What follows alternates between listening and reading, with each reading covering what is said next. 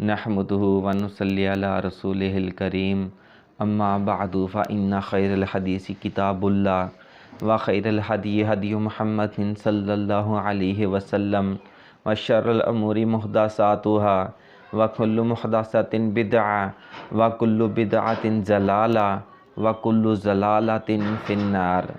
کچھ بھائیوں کی کمپلین آ رہی ہیں کہ ہمارا نفس جو ہے وہ موٹا نہیں ہو رہا اور ان میں جو ہے وہ تناؤ نہیں آ رہا، فل سختی نہیں پکڑ رہا۔ تو یہ آج کا نسخہ ہم لے کر آئے ہیں۔ یہ بہت ہی پاورفل نسخہ ہے، بہت ہی آسان نسخہ ہے۔ آپ اس نسخے کو بنا کر استعمال کریں اور انشاءاللہ آپ کو بہترین رزلٹ ملے گا۔ اگر آپ نے ابھی تک ہمارا چینل سبسکرائب نہیں کیا تو سب سے پہلے ہمارا چینل سبسکرائب کر دیں اور اس کے بعد لائک کے بٹن کو کلک کر دیں تاکہ ہماری حوصلہ افزائی ہو سکے اور ہم آپ کے لیے اچھے اچھے نسخے لانے کی کوشش کریں۔ اچھا، یہ آج کا ہمارا نسخہ ہے، کلونجی کا آئل ہے وہ آپ نے 100 ml لے لینا ہے۔ اس کے بعد زیتون کا آئل 100 ml، تل کا آئل 100 ml، لونگ کا آئل 100 ml، فش کا آئل 100 ml۔ یہ پانچوں آئل آپ نے لے لینے ہیں اور اس کے بعد ان سب آئلوں کو ایک کڑاہی میں ڈال لینا ہے یا کسی دیگچی میں ڈال لینا ہے، چولہے پہ رکھ کر اس کو پکانا شروع کر دینا ہے اور اچھے طریقے سے پکانا ہے۔ اتنی دیر تک پکانا ہے جب تک یہ آئل بلیک نہ ہو جائے۔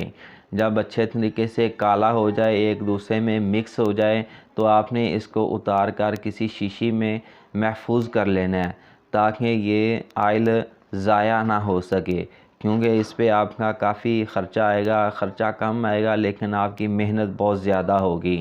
اور جب بنانا ہے ہلکی آنچ پہ بنانا ہے، اس کو زیادہ آگ پہ نہیں بنانا، کیونکہ اگر آپ زیادہ آگ پہ بنائیں گے تو اس آئل کو جو ہے وہ آگ لگنے کا خطرہ ہے، ٹھیک ہے۔ اس کے بعد اس کو شیشی میں محفوظ کر لینا ہے۔ استعمال کرنے کا طریقہ یہ ہے کہ اس آئل کو تھوڑا سا ہاتھ پہ لگا لیں یا نفس کے اوپر انڈھیل لیں اور اچھے طریقے سے اس کی مالش کریں۔ جب وہ جذب ہو جائے اور اس کے اوپر ڈالیں، ٹھیک ہے۔ اسی طرح اچھے طریقے سے اسے مالش کرتے رہیں، چوپڑ چوپڑ کے آپ نے اس کی مالش کرنی ہے۔ جب اچھے طریقے سے اس کی مالش کر لیں تو اس کو کسی کپڑے کے ساتھ ڈھانپنا نہیں ہے، صرف اس کو کوئی اچھا سا کپڑا، آپ نے موٹا سا کپڑا جو ہے وہ اپنے اوپر لے لینا ہے تاکہ آپ کے نفس کو ہوا نہ لگے۔ جب آپ اپنے نفس کو ہوا سے بچا لیں گے تو یہ ایک بہترین رزلٹ دے گا۔ تو آپ مجھے اجازت دیں، جزاکم اللہ خیر، اللہ تعالیٰ آپ کو خوش رکھے۔